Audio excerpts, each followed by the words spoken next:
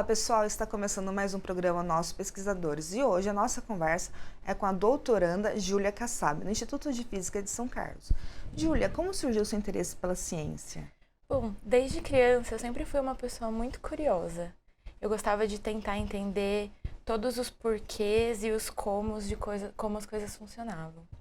E aí, ao longo da minha trajetória, tanto na escola como na faculdade, eu acabei descobrindo que a ciência era uma forma de eu ajudar a explicar o mundo e entender melhor como ele funcionava.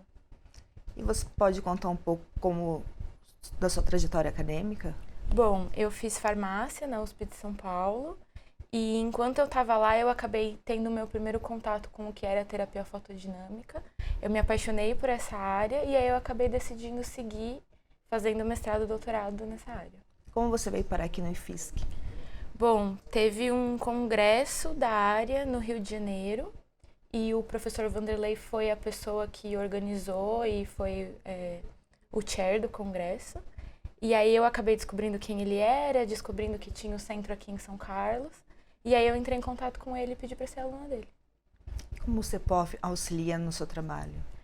O CEPOF ele é um centro gigantesco com uma equipe extremamente multidisciplinar, que é um lugar incrível para trabalhar. Tem pessoas que trabalham com coisas diferentes, que têm formações diferentes, e você acaba tendo todo um suporte de tudo que você precisa para o seu trabalho, você tem alguém para conversar, você tem os recursos, é incrível. Júlia, qual é a sua atual pesquisa? Hoje em dia eu trabalho com a aplicação da terapia fotodinâmica no tratamento da pneumonia. O que é pneumonia? Pneumonia, ela é a inflamação ou infecção aguda das vias aéreas inferiores, ou seja, do pulmão. Ela normalmente é de causa infecciosa e ela pode ser causada por vírus, por bactéria, por fungo, mas sendo que as bactérias acabam sendo a principal causa de pneumonias. Aqui no Brasil? Ou E em no geral? mundo, no mundo. As pneumonias, elas são uma das principais causas de morte no mundo, principalmente em crianças menores de 5 anos e em pessoas idosas. E o que acontece é que mesmo nos países desenvolvidos, onde as pessoas têm acesso à saúde, recursos, etc., ela continua sendo uma das principais causas de morte no mundo. E quais são os tratamentos para ela? Bom, primeiro a gente tem as vacinas, que na verdade não são tratamentos, né, mas elas ajudam a diminuir a quantidade de pessoas que ficam doentes. E aí, uma vez que a pessoa pega a pneumonia de fato, você tem que recorrer a antibióticos. Essas vacinas é quando é criança ou é quando é adulto? Em geral, quando é criança.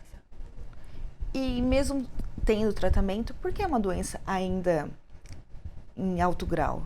Então, o que acontece é que, apesar de existirem antibióticos, a gente tem o problema da resistência das bactérias. Então, quando você faz um tratamento com antibiótico, nem todas as bactérias que estão ali vão responder da mesma forma. Algumas vão morrer mais facilmente e algumas vão acabar sobrevivendo. E essas que sobrevivem, elas se multiplicam de novo e aí aquele antibiótico não é mais eficaz contra essas bactérias. A gente chama isso de resistência. E as pneumonias, muitas vezes, elas surgem em ambiente hospitalar. Nesse ambiente, como tem muitas pessoas fazendo tratamento com muitos antibióticos, você acaba tendo bactérias que são resistentes a muitas coisas. Então, não existe um medicamento no mercado que seja capaz de tratar aquela infecção. E aí acaba que não existe recurso e a pessoa acaba vindo a óbito. Por isso que a pneumonia é uma doença resistente.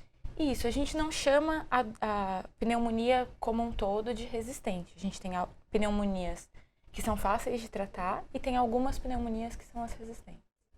E qual é a diferença do tratamento entre elas? Então, se você tem uma pneumonia que, por exemplo, foi adquirida na comunidade, que a pessoa estava lá vivendo a vida dela normalmente, ficou doente e foi para o hospital, é mais provável que essa pneumonia seja tratável com antibióticos mais comuns. Aqueles que a gente toma o comprimido por via oral, vai para casa e está tudo certo. Se a pessoa foi internada no hospital por algum outro motivo e acabou desenvolvendo a pneumonia dentro do hospital, é mais provável que essa pneumonia seja resistente a antibióticos. E aí, normalmente, o que se faz é usar antibióticos que são reservados para essas ocasiões que são remédios mais fortes. Muitas vezes eles precisam ser injetados e não tomados por via oral. E eles acabam tendo efeitos colaterais, indesejados. Então, eles são reservados para situações de maior necessidade mesmo. Vamos para um breve intervalo e voltamos rapidinho.